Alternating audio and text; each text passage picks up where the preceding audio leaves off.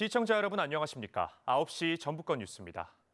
이번 전북교육감 선거에 출마 의사를 밝힌 천호성 전주교대 교수의 표절 의혹이 연거푸 불거지고 있습니다. 실제 천 교수 이름으로 지역 언론에 실린 다수의 기고문들을 직접 살펴보며 무단 도용 의혹이 과연 사실인지 조경모 기자가 하나하나 따져봤습니다. 지난 2023년 6월 28일 한 지역 신문에 실린 천호성 교수의 기고문. 우리나라 사교육비와 물가 상승률을 연관지은 5문장이 민중교육연구소 누리집의 글과 사실상 동일합니다.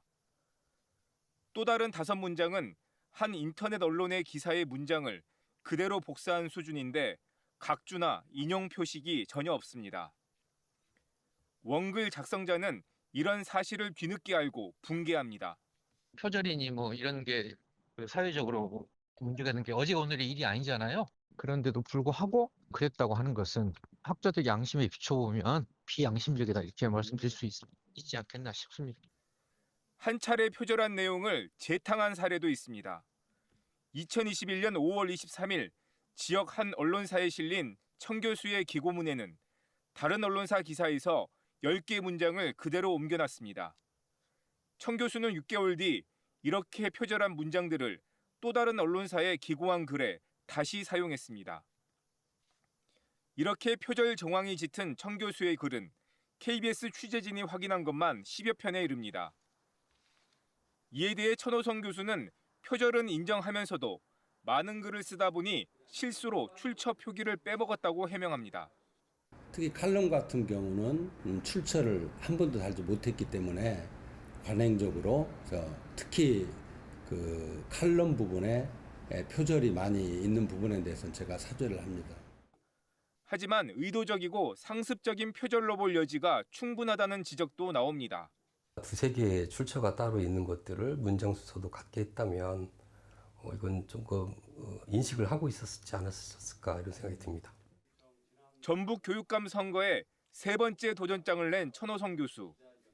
진리의 상아탑 연구자이자 교육공직자의 표절 행각에 대해 학생들이 어떤 시선으로 바라볼지 궁금합니다.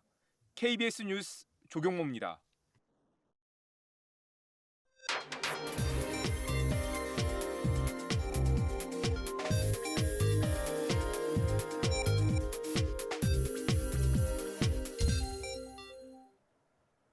전북은행이 사회공헌 사업을 하면서 지방의원의 지역구를 챙기고 있다는 소식 전해드렸습니다.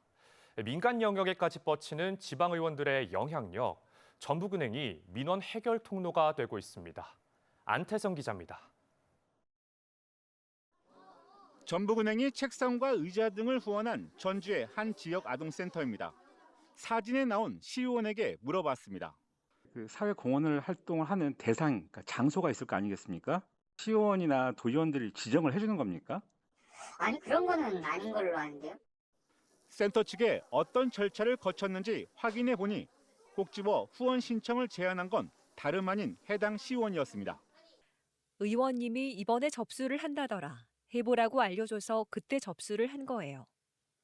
또 다른 지역 아동센터, 스프링클러 등 소방시설이 필요해 한 지방의원에 얘기했는데 생각지도 못한 곳에서 연락이 왔다고 말합니다.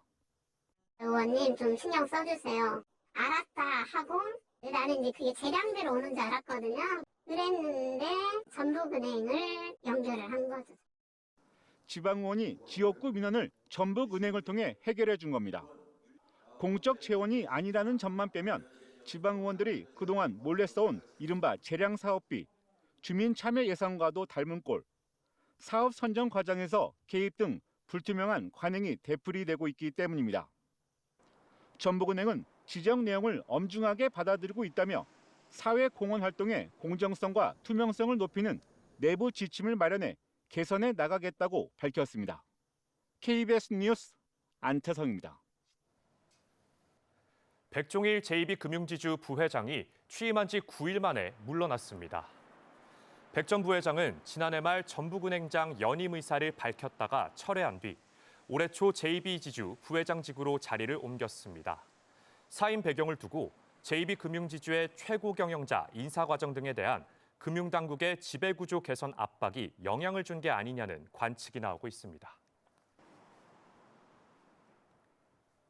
지방선거 시계가 빨라지면서 전북의 각 정당들도 선거 채비로 분주합니다.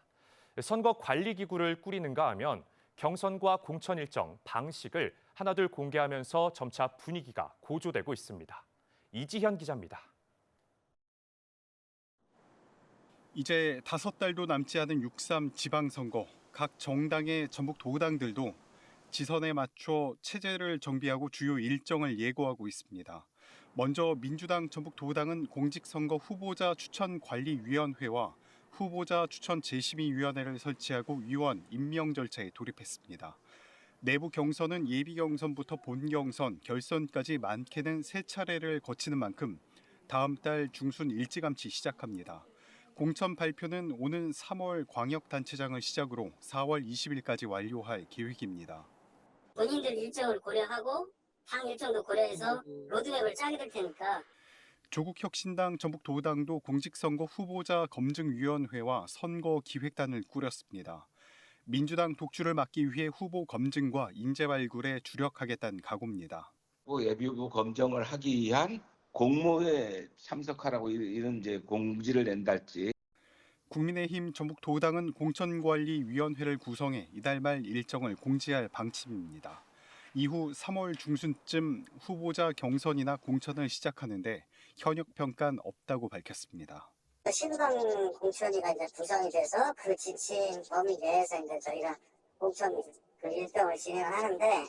진보당 전북도당은 지난해 공천 심사를 통과한 후보들에 이어 다음 달과 4월 2차례 정도 지역구와 비례 후보를 추가 발굴합니다.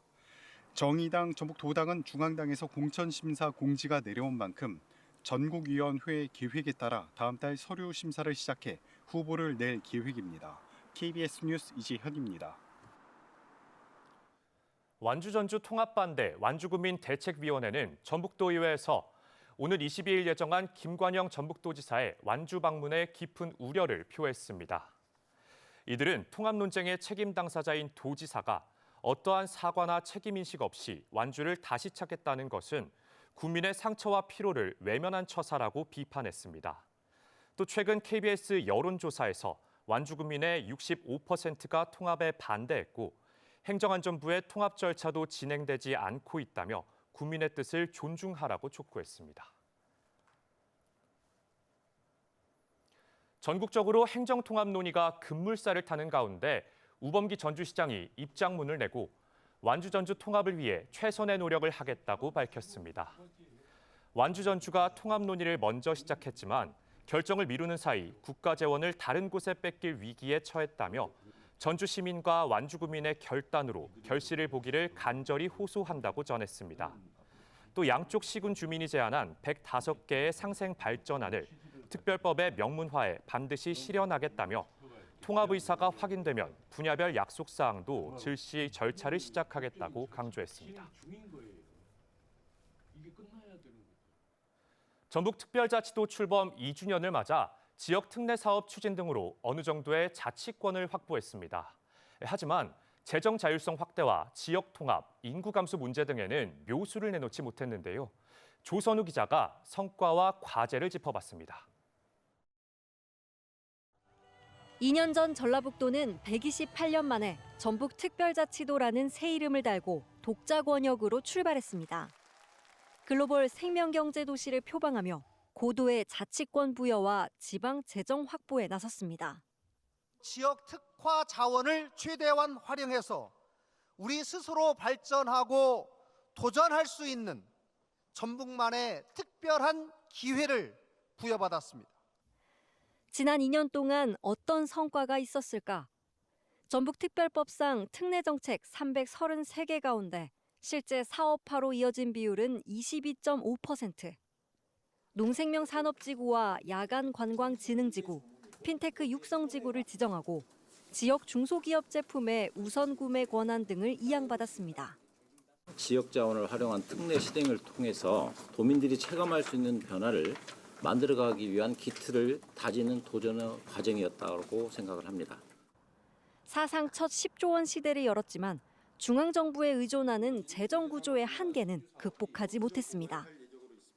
재정 특례 등을 담은 전북특별법 2차 개정안도 현재 국회 계류 중입니다. 전반적인 다른 도의 상황들을 감안해서 우리들의 재정 특례를 어떻게 가져갈 것인지는 조금 더 연구를 하도록 그렇게 하겠습니다. 또 전주완주 통합과 새만금 특별지자체 연기 등 지역 내 갈등도 여전합니다. 2년 전 인구 175만 명으로 새 출발을 알린 전북특별자치도 그간 3만 명이 빠져나가 현재 172만 명에 머물고 있습니다. KBS 뉴스 조선우입니다. 소고기 맛은 숙성이 좌우한다는 말이 있을 정도로 고기를 부드럽고 풍미 있게 만드는 과정이 중요합니다. 농촌진흥청이 숙성 속도는 물론 수율까지 크게 높인 숙성기를 개발했습니다. 서승신 기자입니다. 정육식당에서 소고기를 적외선 숙성기 안에 넣습니다. 숙성 시간은 불과 이틀. 기존 냉장고형 건식 숙성기가 3주가량 걸리는 것과 비교하면 10분의 1 수준입니다. 그렇다고 숙성된 소고기의 품질이 떨어지는 것도 아닙니다. 농촌진흥청이 적외선을 이용한 소고기 숙성기를 개발한 겁니다. 깊은 이 고소한 맛이 많이 좀 나더라고요. 그래서 너무 맛있게 잘 먹었습니다. 새로운 숙성기는 시간 단축은 물론 생고기 대비 회수율도 크게 높아진 것으로 나타났습니다. 고기 표면의 수분 활성도를 낮춰 세균과 미생물에 의한 오염을 억제함으로써 버려지는 소고기 양을 대폭 줄였습니다. 기존 제품 수율은 60에서 70%에 불과하지만 새 숙성기는 85%에 이릅니다. 적외선 숙성은 단기간에 표면만 건조시키다 보니까 그렇게 수율 차이가 나타나는 것 같습니다.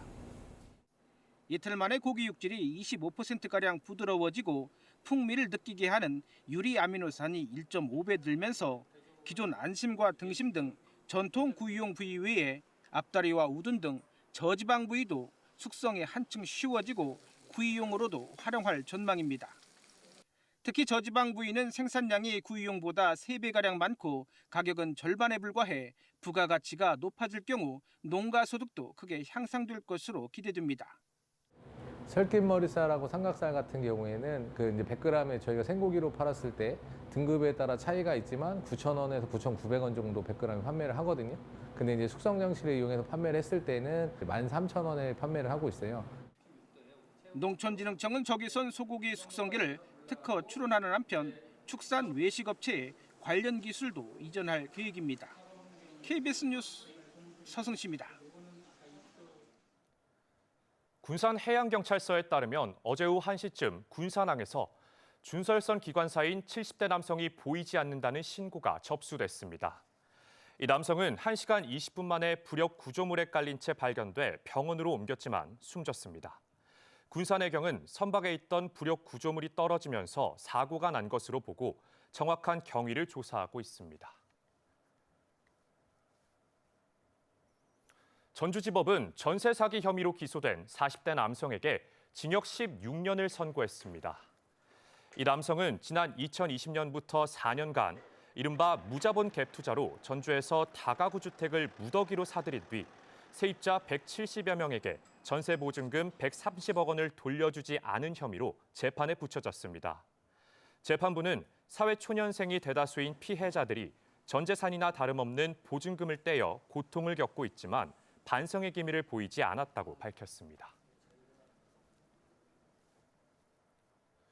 오늘 낮 12시 20분쯤 전주시 금암동 전북대학교 인문대 연구실에서 불이 났습니다.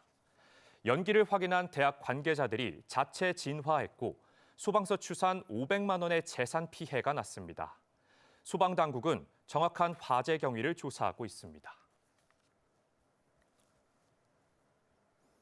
전북 지역 초등학교 신입생 예비 소집에 불참한 아동 4명에 대해 교육당국이 소재 파악에 나섰습니다. 전북교육청은 올해 초등학교 예비 소집 전체 대상자 451명 가운데 취약 면제나 유예, 출국 등 아직 사유가 확인되지 않은 4명의 행방을 찾고 있다고 밝혔습니다. 거주지가 확인된 3명은 가정 방문으로 안전 여부를 파악하고 거주지가 불분명한 1명에 대해서는 경찰에 수사를 의뢰할 방침입니다. 전국 40여 개 단체로 이뤄진 탈핵 시민행동은 오늘 전북도청 앞에서 기자회견을 열고 신규 원전 건설과 수명 연장 중단을 촉구했습니다. 이들은 전남 영광 한빛원전의 위험에서 전북도 예외일 수 없지만 정부가 수명 연장과 더불어 새로 원전을 짓기 위한 공론화 절차를 진행하고 있다고 비판했습니다. 전북권 뉴스 마칩니다.